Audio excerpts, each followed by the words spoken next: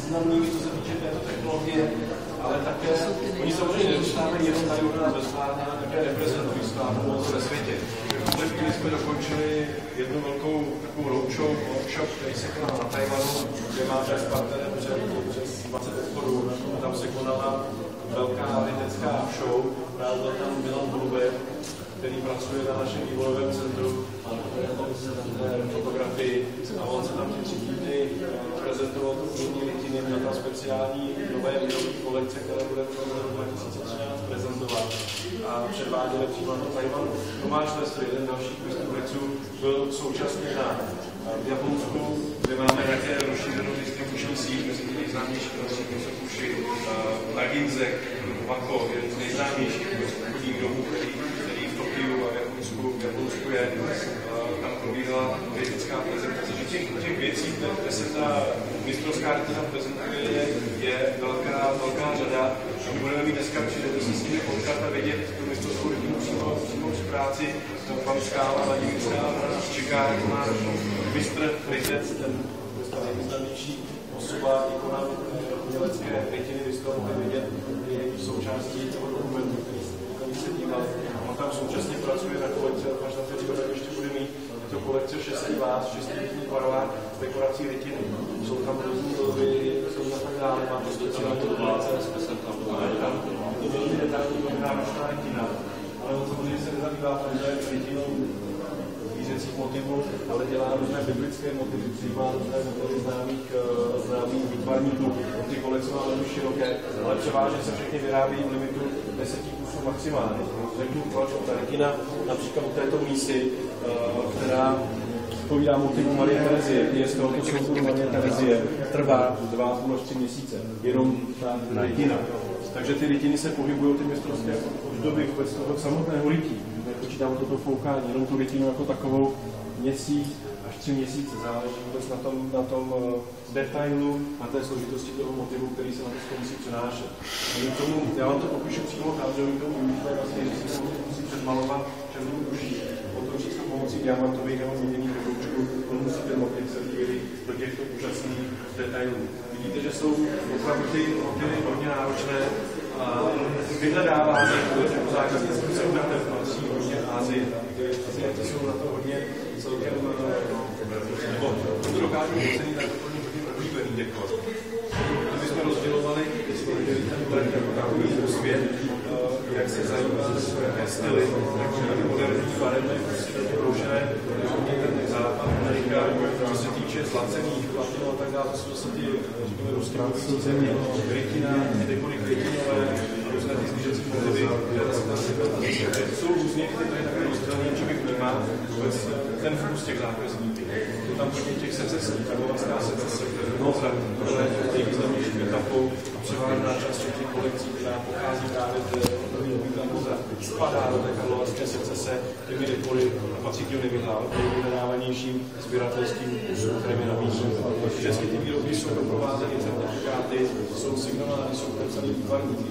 Právě u té rytiny je zajímavé, že ty zákazníci, kteří sbírají některého z rytců, třeba že sbírá kolekce Milana Holubka, dokáže poznat tak ty rytiny, dokáže ten rukopis tam toho recepta rozeznat a žádá se ten výrobek přímo z toho svého rytce a někdy se stane, že svůj motiv zašle mu a komunikují tohle, že probírají ty náhledy, mění si to a my to potom samozřejmě ukončeme, vyrábíme a tak dále. A pak se to vozí přímo k těm zákazníkům, kde se potkají zase s tím rytcem a je to celkem zajímavé. Někdy při rovní jsme tady před 14 dny měli právě zákazníky z Tajvanu, kteří jsou našimi dlouhodobými finálními zákazníky a byli tady a právě se potkali s těmi rytci a právě si povídali o těch věcech, co by se mohlo dál pro ně vytvářet, jaký kolekce nový. To je taková zajímavost a i zpestření té práce.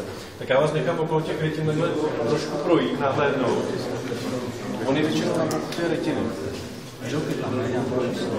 Číslo jsou postavení na boku těch rytin jsou vždycky ty podpisy.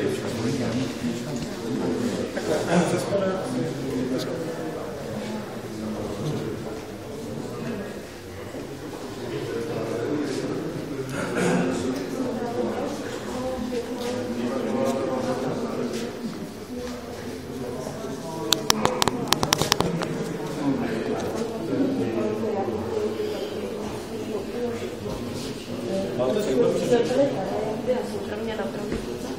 A tady mě říkalo, že má jenom jakoby tu... Ale tam se podíváme. To se podíváme tady.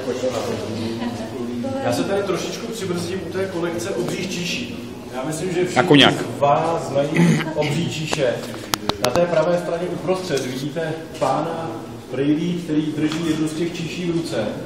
A on byl designérem a je vlastně autorem této kolekce. Jeho jméno je František Chocholatý, ale nebyl původně, ani nebyl nikdy výtvarníkem jako takovým. On byl manažerem naší pražské prodejny na Příkopech, je to naše vlajková loď těch prodejních galerií, kterou jsme otevřeli už v roce 1925 a dnes a máme naší výstavní síň. Takže právě František Chocholatý byl tím autorem, který tuto kolekci navrhnul a vymyslel. On byl velmi kreativním jako obchodníkem, tak ale i měl ty myšlenky, řekněme, do toho marketingu a tak dále, zabýval se jimi hodně.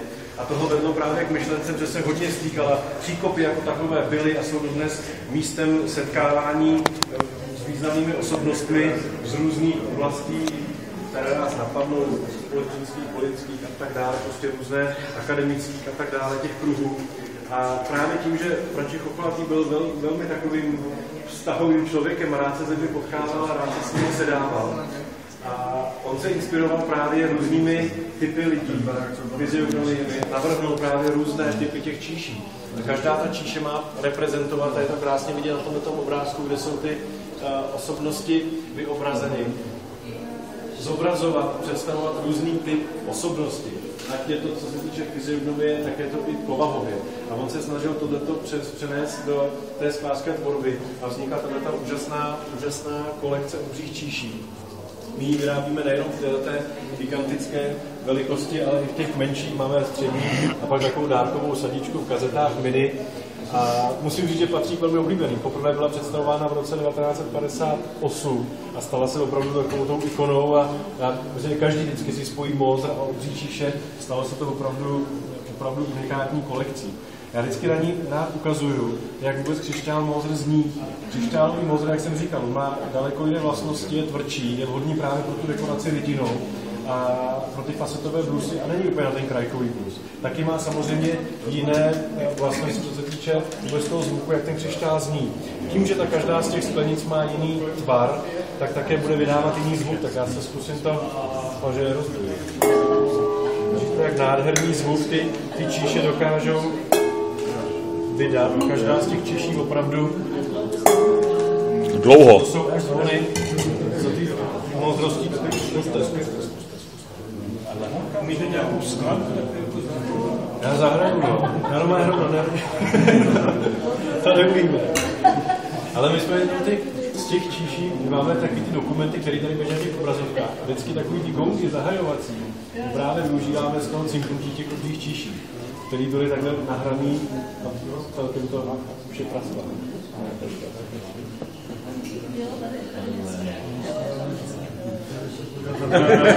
Ale to je partivy zboží, to už bylo levnější. Ty obří číše jsou využívány. Je to dobrý. Máme i takový klub speciální, my mu říkáme Mozrovský klub, a byli přijati a právě proto vidíte ty osobnosti Whoopi Goldberg, Sophia Loren, Claudia Cardinale, kteří tady všichni byli ve sklárně Mozart. A je takový vždycky záležitostí přijelu na tím ceremoniálem, kdy probíhá takzvaný klub Mozart, kdy ten ceremoniál jako takový se skládá ze dvou úkolů, co ten člověk má splnit. Jedním z nich je, že má zatančit s tou číší, ale neznamená to, že by on sám tady musel dělat nějaký tanečky, ale on tu číši musí roztočit a vlastně roztančit. Já se pokusím to províst. Tímto způsobem tu číši roztočí a karlovarská becherovka, známý likér, musí během toho, co se týče točí, přelévat do té číše. To, co samozřejmě naleje, musí potom vylít a je to takový ten součástí toho. Si nejdřív vybere ten tvar. Tak, každý si vybírá ten tvar podle toho, co je mu vlastně, co je mu milé. Jestli štíhlá dáma, jedna se jmenuje tlustá Berta a tak jako jsou různý ty názvy těch číší. Takže je s tím takový hezký příběh, pak samozřejmě všichni ťuknou a tak dále. Takže ty číše nejenom, že umějí hezky zaspívat a zaznít, ale dá se s nimi i roztančit a využít těm příležitostem. Tak. My jsme tady už ve finále vůbec té naší expozice, kterou jsme se vám snažili, doufám, že zevrubně představit. Je tu poslední část té expozice, kde jsou vyobrazeny ty slavné osobnosti, které buď to sklárnu Moser navštívili, nebo křišťál Moser využívají, nebo jim byli obdarováni. Vidíte tu fotografii známých herců, kteří drží křišťálový globus. Sklárna Moser je výrobcem a tvůrcem bez toho křišťálového globu, my ho vyrábíme každoročně. Kolik vyrábíme?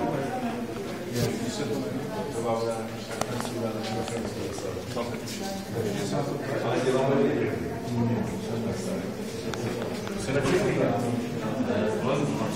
jsme menší.